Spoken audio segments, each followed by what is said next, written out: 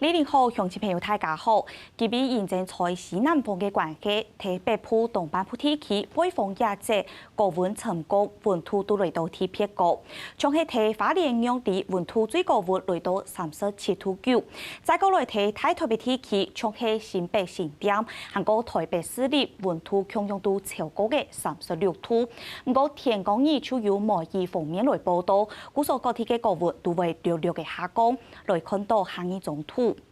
接下來一禮拜，台灣都會提議咧西南風嘅環境地度，有讀到媒體方面，也咪係今年提議咧結構較完整嘅停土方面。都哋看到現時喺南海鴉片雲量係較多，因正西南風嘅關係，水氣鬆北，故所基本喺南部地區都係落嘅希望釣魚，像係喺高雄旗山累計雨量超過156毫米，韓國喺美濃、韓國台南南花未強用都係落太熱嘅天氣，不過接下來氣象署也係針對嘅台南、高雄、屏東係經發布嘅太熱天報，我提醒大家睇山區較會有烏泥流沙嘅情形，韓國較大農嘅蔬菜就會復為入水。一個方面，現時喺睇北片嘅中國地區，睇拜二、拜三就會陸續來通過台灣，按算到拜四嘅時節會來到巴士海峽。不過沙丁現正華南雨雨區嘅影響，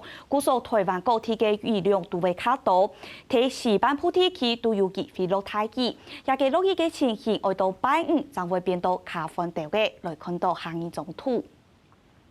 今日安部也顯示，喺中南部地區落雨量還係會較多，特別係睇下話海巡嘅蔬菜累計雨量會較多。到嘅天公日、拜日就會正式受到一個停土方面，韓國西南風嘅影響，故所各地嘅落雨機會都會提高動多。特別係苗栗、台中、韓國南投鴉片都有機會落太熱。東半部地區包含花蓮、台東嘅山區，未有機會亦都會落到太麻麻嘅。再過來到嘅拜二嘅安部也一直到拜三，一個落雨嘅情形會略略停下來，不過停定就算顯示，一個落雨嘅範圍又會再過來擴大，來看到下一種圖。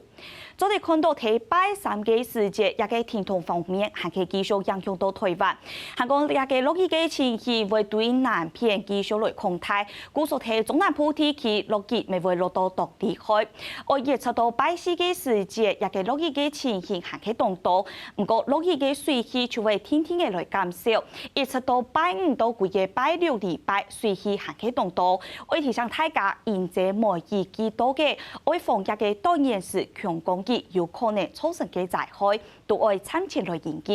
繼續來看到下一種圖，關心嘅就係溫度方面。天光日喺北部地區溫度會顯明下降，今日嘅高溫來到36度，天光日就會下降到31、32度。到嘅拜三嘅時節，北部地區愛特別降時，大溫會來到23到25度。不過喺南部地區高溫度還可以睇30度卡加。